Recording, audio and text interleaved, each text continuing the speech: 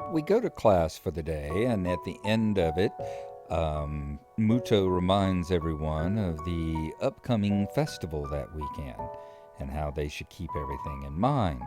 As we're leaving the class into the crowded hallway, we run into Emi, not literally this time, who invites us up onto the roof because she says we look lonely and she's got an extra lunch and wants to know if we'd rather eat with her than eat at the cafeteria. We head up to the roof with her, where we run into her hallmate Rin. The three of us sit down, busy ourselves with our lunch, and chat while the lunch period passes. And then afterwards, we gather up our trash and head on back downstairs again. Having nothing else to do at the end of the day, figure we'll go to the library and check out some books. Something that will keep us tied over while we are sitting around having time to fill. I wander down to the fiction section toward the back of the library, scanning the bookshelves for anything that catches my eye. As I do, I look over to the corner where Hanako had been the last time I was here, not really expecting anything to come of it. Surprisingly, though, she's there, absorbed completely in a fairly thick book. I decide against intruding on her like last time and get back to finding reading material. After an indiscernible amount of time spent perusing the aisles, I finally decide on a couple of books to get and slide them off the shelf. With a minimum of fuss, I quickly walk over to the counter, check out my books, and pop them into my bag as I walk out. By the time I leave the main building, sunset isn't too far away. A small trickle of students remain, but the majority have left, presumably to their homes and dorms. I guess I need to buy some supplies. I can't live off cafeteria food and eating out for my entire stay here. As I leave for the gate, I make a few loud stretches to try and stave off the tiredness that's accumulated over the week. After passing through and rounding the corner, though, I see a solitary figure walking downhill towards the small town below. The color of her hair and tapping of her cane are unmistakable. I quickly walk up to her, which seems to catch her attention without a word needing to be said. "Hi, Lily." She takes a moment to place the voice, slightly adjusting her head to face a bit more toward the sound of my voice as she does so. "Hisao?" "Yep, that's me." She seems to have a good memory for voices. The fact that she actually remembered is a pleasant surprise. "Good evening," she says. "What brings you here?" Once again, she gives a small, polite bow, and once again I reply in kind before realizing that I needn't do so. "Just going into town. You?"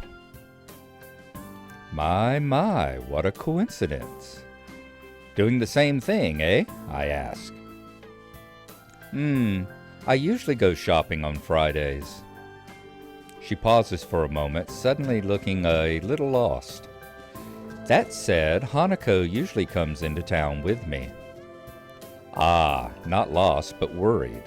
The two do seem to keep pretty close tabs on one another. It's kind of surprising that Hanako would just forget Lily like that. I tell her, I noticed her reading in the library. She probably just got caught up in a book. She lets out a small sigh of relief. "Thank you. She has a habit of doing that."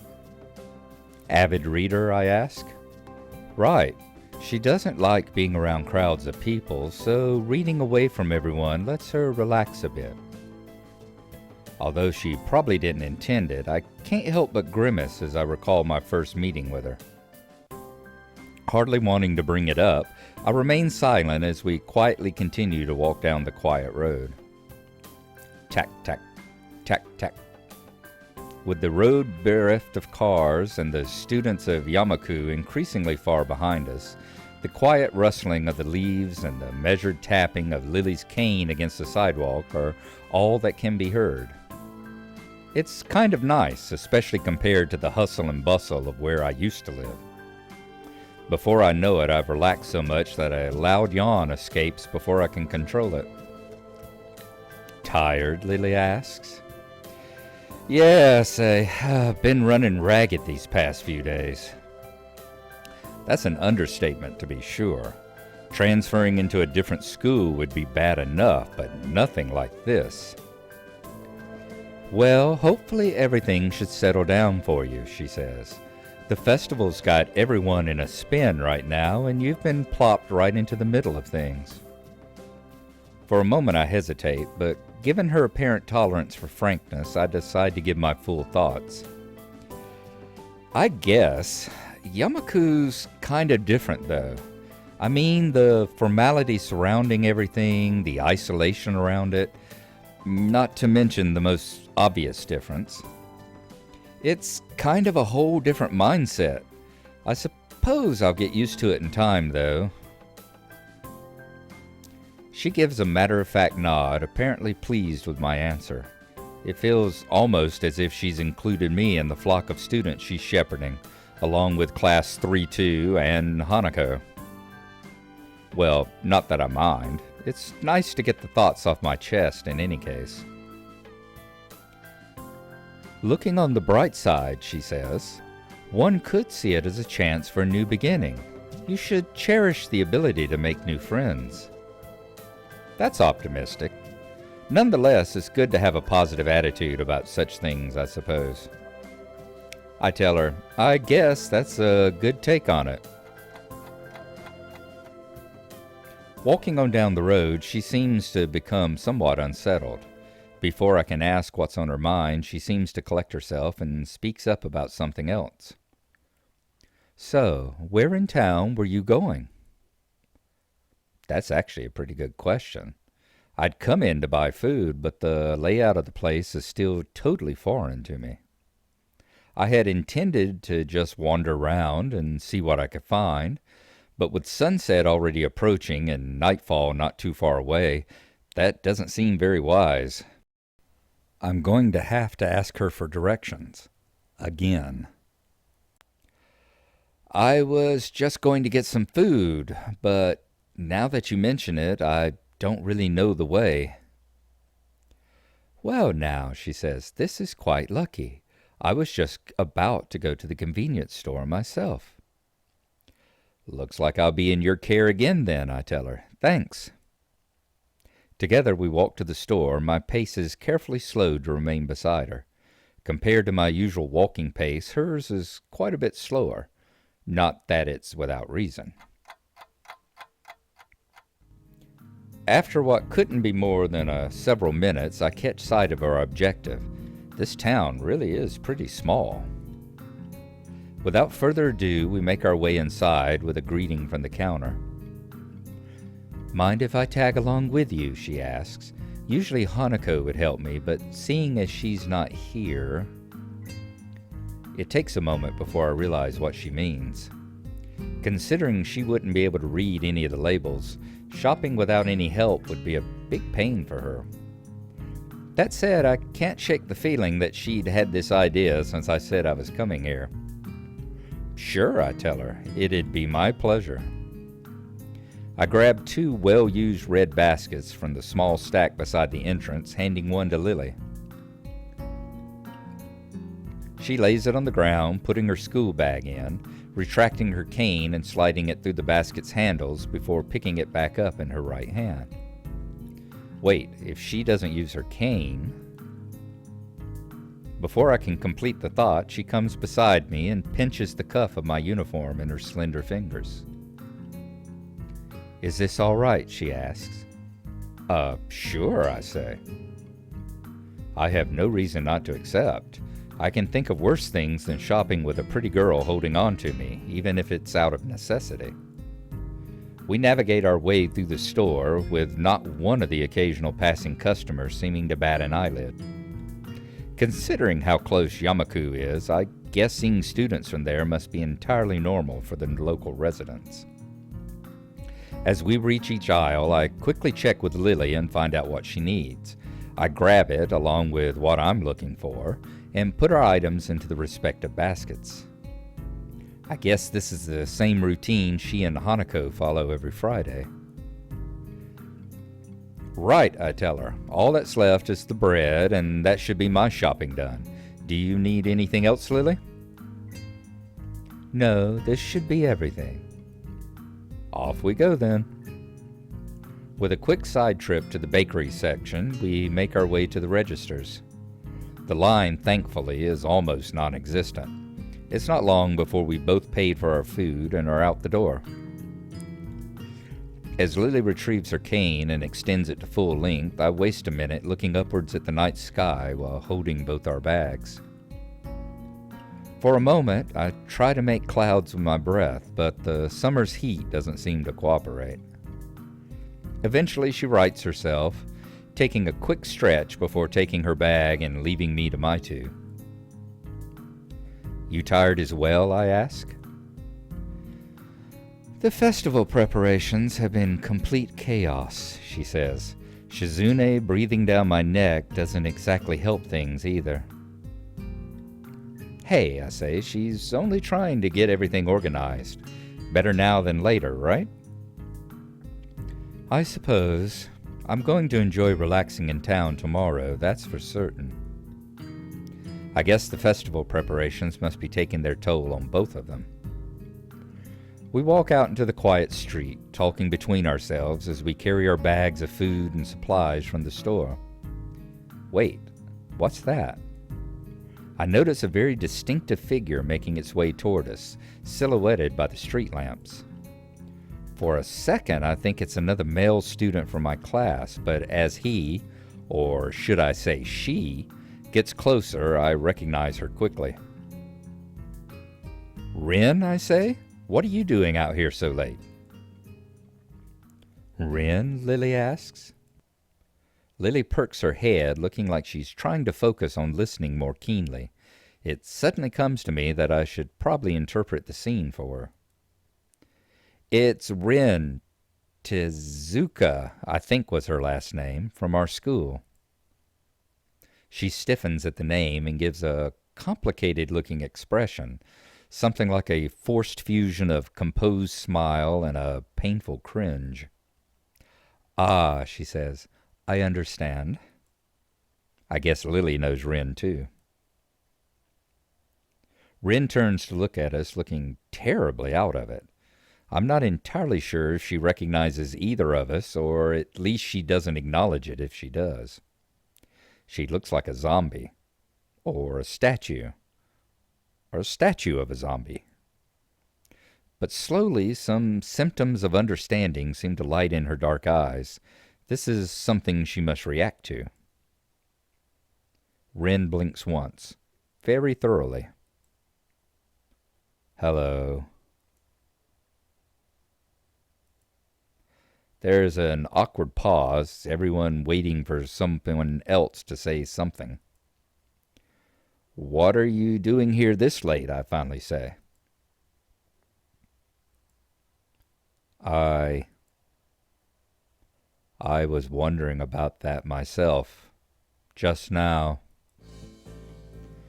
Some people asked that just before. I assumed they were wondering the same.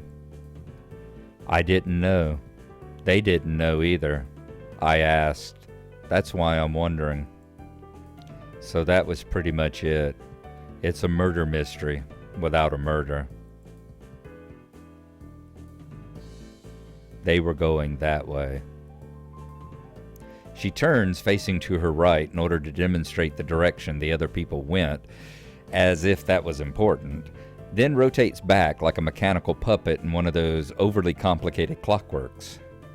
For a person who gives an impression of being the quiet type, Rin really does use a lot of words to say things that don't need a lot to be said. Unsure if she's finished, I say nothing. Neither does Lily, who seems equally robbed of words for the time being. I think that both of us are in fact just scared that any response might provoke her to continue. Our stupefied lack of reaction doesn't faze Rin at all. She keeps looking at us expectantly, a calm hint of expression on her blank face. She seems to be that kind of person, always so relaxed, as if bull elephant grade sedatives were flowing in her veins in the place of blood. Lily asked, "Do you have amnesia? I don't recall you having anything of the sort, though." "No, I don't think that's it," I say. "The other passerby were probably just worried, though. You do look really lost, the way you're just standing in the middle of the street." "Oh, I see. Maybe I should have taken some other kind of pose in that case." I ponder for a while whether I should chase this angle further or give up for the sake of my own sanity. I decide on the latter. It seems that most of the time it's better to not read too deeply into what Rin is babbling about. Talking with Rin is like playing chess with a supercomputer who does seemingly completely random moves as if to mock everything you know about chess. It's like that, except with human interaction. And even if I win, it feels like losing. Damn, it's just like what Kenji said. Even when I win, I lose. Is this the power of the girls of Yamaku? I push the thought aside as too dangerous to consider further. It's probably just Kenji's anti-female propaganda getting to me during a moment of weakness. I tell her, yeah, maybe taking another pose might have worked. "So, anyway, you have no idea what you're doing here?" She frowns, looking extremely displeased at either my question, its consequences, or the answer she's about to give. "I do have some idea. I can't really tell what kind of an idea." "That sounds like progress, at least," Lily says. Lily sounds as if she spotted an opening for some kind of discernibly normal conversation. I can't say I share her optimism. "Yes, there is some. Definitely. The rest will come later." "I'm sure of it. I always have reasons." The ensuing silence kills Lily's hopes all too visibly. That didn't last long. Rin's, as far as I can tell, unbased assurances aside, what should be done? We could just leave her to her own devices, whatever those are, but it's late, and I don't think we'll be getting any thanks if Rin is found standing here in the middle of the night. Which she probably will, unless she manages to remember what she was doing here in the first place. As for me trying to guess what might have been going on in her mind when she decided to embark on this adventure, the chances seem to be on par with winning the lottery. Several times in a row. Lily is oddly quiet too. I'd appreciate some support from the sidelines here, especially if she's more familiar with Rin than I am. But it can't be helped. It seems her familiarity with Rin is exactly why she's staying subdued. I finally ask, "So, I assume you were going somewhere, not coming back to the school. Any idea where?" Her eyes widen in shock, and she jolts back in a somewhat artificial way, making it seem like an act rehearsed for situations like this. "Are you a mind reader?" she asks. "Is that your disability? How unique." "No," I say. "What? Why would you think that?" "You knew what I was doing." It was just an educated guess," I say. "We walked this same street in the other direction just before to get to the store. If you were going to school, we would have met you on the way." "Oh." She looks a little disappointed. Like Kenji, Rin appears quick to jump to completely irrational conclusions. Maybe it's something in the water here. I make a mental note to stock up on soft drinks. "You know," I say, "that is the second time this week that someone has asked if I was a mind reader. Do I really give off that impression?" Rin shrugs her shoulders, which is all the answer I get.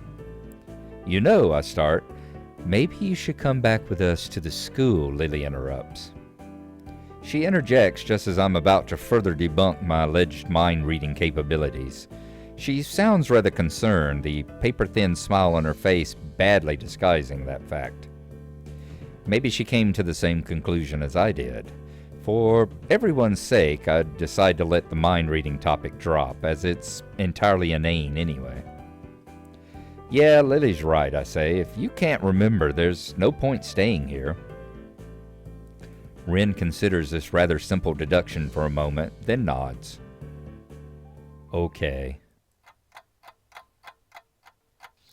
We start toward the school again, having wasted way more time than necessary with this episode. Rin walks along the side of the sidewalk in her arrhythmic way, looking like a mix of sleepwalker and rope dancer, while Lily keeps one hand on my shoulder, tapping at the ground with her cane. Tap, step, step, tap, tap, step, step, step.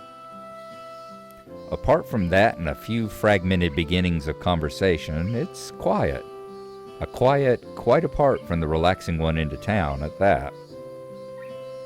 So, how's the mural going, I ask. We are going to get bad luck. Never talk about works in progress. I'm sure it'll be wonderful, Lily says. Bad luck. Tap, step, tap, step. She doesn't care to talk about it. Lily's politeness feels out of place for the first time. Step, step, step. The hill Yamako rests on top of is surprisingly steep going uphill. We slow the pace, but I still feel my pulse rising and breathing getting heavier. Almost there, I can see the gates already. More than that, though, I notice that Lily's hand slightly tightens on my shoulder. Interpreting it as a gesture that she wants to ask something, I speak up. Anything wrong, Lily? I resist the urge to say, aside from our traveling companion, but only just.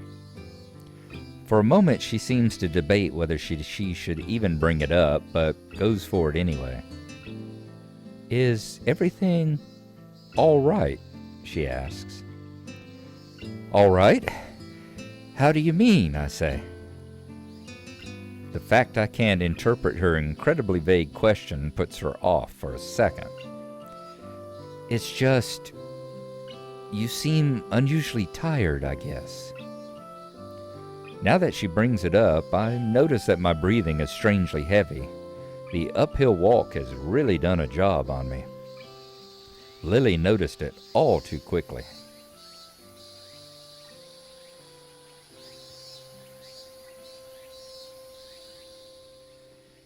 It's all right, I answer. I just need to catch my breath. My condition isn't the best these days. Oh, she says. Is it something that is related to you being transferred here? I mean... She cuts herself off rather abruptly, maybe realizing she was being a bit intrusive. Her instincts are sharp, though, and while I don't like the subject, it's not like I should lie about it. If it's Lily, I don't think I mind. I tell her, I'm just a little weak for the time being. She continues, Hanako said you look fairly healthy, so I naturally thought... Lily doesn't finish her sentence again, letting it trail off with a measure of concern. As she furrows her brow, Lily's uncomfortable expression spurs me to say at least something to ease her feelings. It's surprising she's this flustered, considering her straightforward attitude with her own blindness. She must know that not all share her own comfort about such things. No, it's okay, I say. I have a pretty, I guess the best way to put it would be messed up heart. Arrhythmia. I had a bad heart attack a while ago because of it and spent most of the spring in a hospital. Ended up in Yamaku on doctor's orders. She silently nods her head in acknowledgement. My answer, though, only seems to make Lily furrow her brow even further. She doesn't seem to quite know how to react, given we don't really know each other that well. I can't really fault her for it. given I have the exact same reaction. To my surprise, in a moment's time, her face shows that she comes to some sort of realization. Wait, she says, so the time when Emi and you collided in the hallway... I grimace slightly. Her ability to connect the dots quite so fast is unexpected. I answer her, yeah, I guess I'm a textbook example of why those rules about running in the corridors exist. That was a lot more dry than I intended. Lily visibly shies away from continuing the topic. While I do want to assuage her concern, I really don't want to dwell on this either. Don't worry about it, I tell her. I try to offer a reassuring smile, but then I realize the futility. Without knowing this, Lily smiles at me reassuringly, but doesn't say anything further. Arriving at the dorms, Rin stopped in front of her mural as if lightning struck her. She had been so quiet for almost all the walk back that I had all but forgotten she was there. It's Friday, isn't it? She says. Yes, Friday the 8th of June, Lily says. This is bad. Bad? Why? Lily asks. I think I'm going to go into a fetal position and throw up, possibly in reverse order. Lily asks, is something wrong? No, nothing is wrong. It's Friday and nothing is wrong yet. This mural, it's going to need to be finished by Sunday, so everything's all right. Do you have any drugs or a time machine? This is not good. Not good. So she's behind her schedule. Recalling Shizune's exasperation at Rin's carefree attitude several days ago, I don't know what to think. She has left herself open for a told you so unless she can pull off whatever she needs to pull off by Sunday morning. Rin keeps staring at her mural, looking as mortified as she can. Leave me. I'm going to need to work for a while. I glance at Lily, expecting her to share an incredulous look with me as I roll my eyes, but then I realize she's not one to do that kind of thing. Leave me, Rin says. We do, of course, not wanting to aggravate her any more than she already is. There's a churning bad feeling in my gut. Rin sure has a knack of making people feel worried about her. She seems like a person who should never be left alone. Maybe we should call someone, I ask. She sounded like she was going into shock or something. I'm sure she will be just fine, Lily says.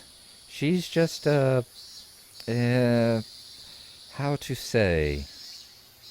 Lily cocks her head a little, trying to find a polite way of calling Rin crazy without calling her crazy.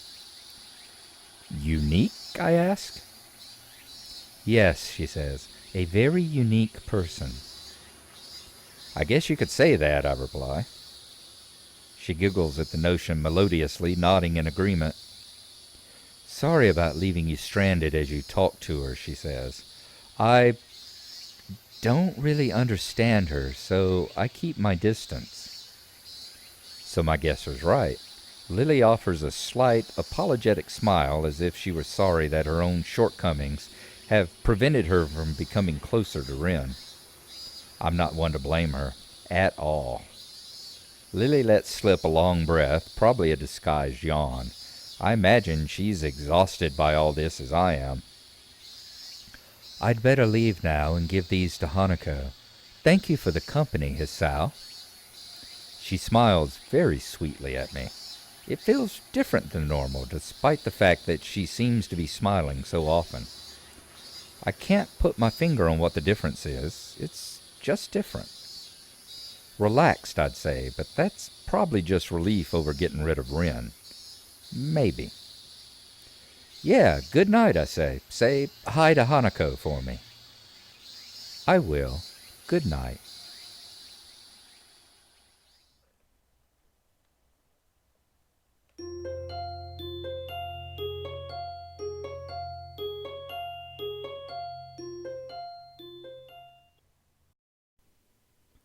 Okay, so after leaving class at the end of the day and going to the library and seeing Hanako, deciding not to bother her, we come back outside. In the Emmy path at that point, we simply go back to our room and sit and end up reading Alice in Wonderland until late in the night, until we fall asleep and go into the next day. Here, we decide that we need some supplies, that we're getting tired of eating cafeteria food and takeout all the time. So we decide to walk into town down there, and we end up having basically a late afternoon and early evening spent with Lily and then Rin. Now, we end up with an important choice here, the one where she asks about whether we're okay when she notices that we're huffing and puffing in order to get back up the hill. We have two choices. We can really not talk about it, or we can tell her that I'm sorry, I'm just not in very good condition. If we do the I really don't want to talk about it, we end up not dating anybody or not being with anybody during the festival, and we end up going down the Kinji path. That is pretty much the most important deciding factor in whether you end up with Kinji or not, is that by the time of the festival, you have to have be firmly on the path of one of the five girls. If not, you end up with Kinji. Along with this is kind of a two-parter here, because not only do you end up moving down this particular branch or going with Kinji, depending on how many points you have, after you answer I'm not in very good condition, if you've got 2 or more points with Lily, you go down the Lily and Hanako path. If you've got fewer than 2 points with Lily and Hanako, you turn here and you go down the Rin path, so that instead of leaving her alone to work on the mural, you would have stayed with her and helped her with it. So we are pretty much all but there at this point. We are not actually on Hanako's path yet, but we are on the Hanako-Lily path.